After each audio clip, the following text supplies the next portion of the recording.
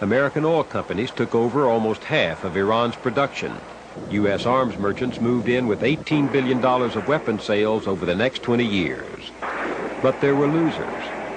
Nearly everybody in Iran of any importance has had a brother or a mother or a sister or a son or a father tortured, jailed, deprived of property without due process. I mean, an absolutely buccaneering dictatorship in our name that we supported. SAVAK was created by the CIA. SAVAK, the Shah's secret police, tortured and murdered thousands of his opponents. General Richard Secord and Albert Hakim, whom we met earlier, were among those who helped supply the Shah's insatiable appetite for the technology of control.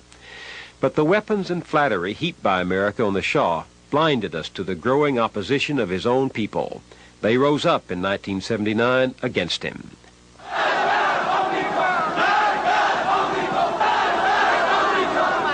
Death to the Shah, they shouted. Death to the American Satan. Khomeini is a direct consequence, and the hostage crisis is a direct consequence, and the resurgence of the Shia is a direct consequence of the CIA's overthrow of Mossadegh in 1953. It's cited often as a wonderful example of an efficient CIA accomplishing something good. In reality... Edwin Firmage is a professor of law, former White House fellow, and constitutional scholar. You create a nation who hates you enormously, who views you as a devil, an evil force.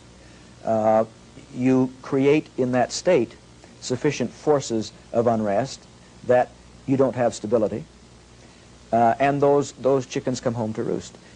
You end up with a violation of the Constitution and a hatred that is propagated today until you have embassies taken, hostages held, hatred engendered. Hatred simply doesn't come to rest. Guatemala, 1954. Flushed with success, America's secret government decided another troublesome leader must go. This time it was Jacobo Arbenz, the democratically elected president of Guatemala.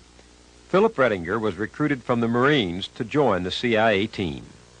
It was explained to me that it was very important for the security of the United States that we were going to prevent a Soviet beachhead in this hemisphere, which we have heard about very recently, of course, and that the Guatemalan government was communist, and we had to do something about it.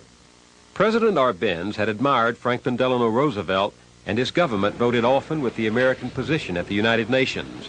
But in trying to bring a new deal to Guatemala, Arbenz committed two sins in the eyes of the Eisenhower administration. First, when he opened the system to all political parties, he recognized the communists too. Well, of course, there was no even a hint of communism in his government. He had no communists in his cabinet. He did permit the existence of a very small communist party. Arbenz also embarked on a massive land reform program. Less than 3% of the landowners held more than 70% of the land. So Arbenz nationalized more than 1.5 million acres, including land owned by his own family, and turned it over to peasants. Much of that land belonged to the United Fruit Company, the giant American firm that was intent on keeping Guatemala quite literally a banana republic. United Fruit appealed to its close friends in Washington, including the Dulles brothers, who said that Arbenz was openly playing the communist game. He had to go. This was sudden death for him. I mean, there was no chance of him winning this fight because of the fact that he had done this to the United Fruit Company, plus the fact that he was overthrowing the hegemony or hegemony of the United States over this area. And this was dangerous. It could not be tolerated. We couldn't tolerate this.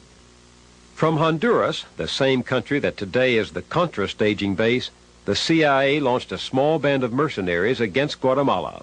They were easily turned back. So with its own planes and pilots, the CIA then bombed the capital.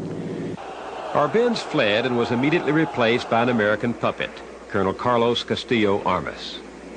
He overturned all of the reformist activity of President Arbenz. He gave the land back to the United Fruit Company that had been confiscated. He took land from the peasants and gave it back to the landowners. The CIA had called its covert action against Guatemala Operation Success. Military dictators ruled the country for the next 30 years. The United States provided them with weapons and trained their officers. The communists we saved them from would have been hard-pressed to do it better. Peasants were slaughtered. Political opponents were tortured.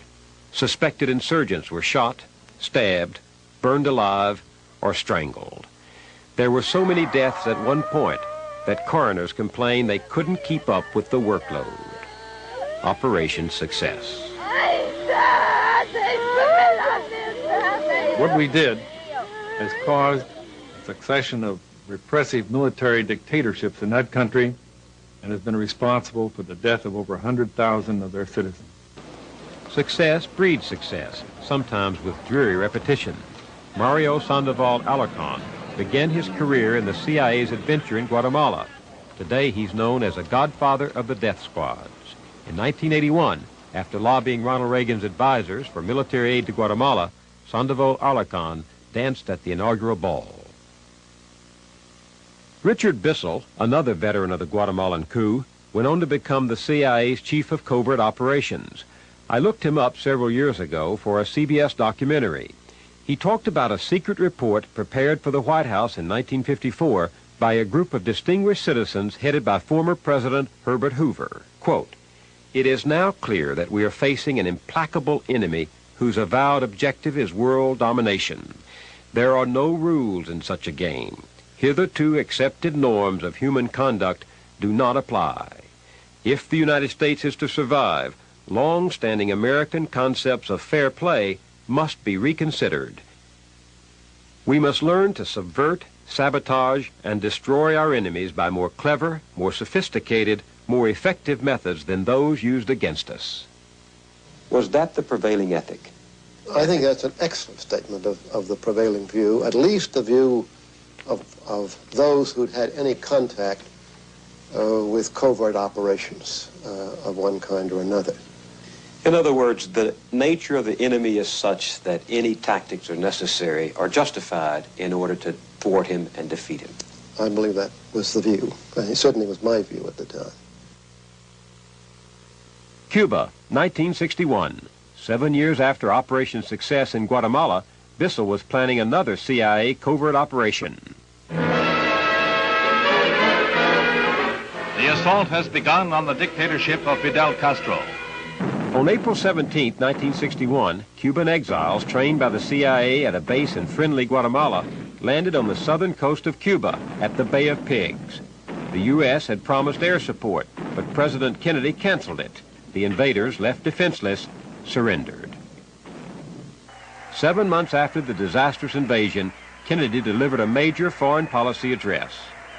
We cannot, as a free nation, compete with our adversaries in tactics of terror, assassination, false promises, counterfeit mobs, and crises. The president was not telling the truth. Even as he spoke, his administration was planning a new covert war on Cuba. It would include some of the dirty tricks the president said we were above. The secret government was prepared for anything. At one time, the CIA organized a small department known as Executive Action, which was a permanent assassination capability. Well, it wasn't just an assassination capability. It was a capability to discredit or get rid of people.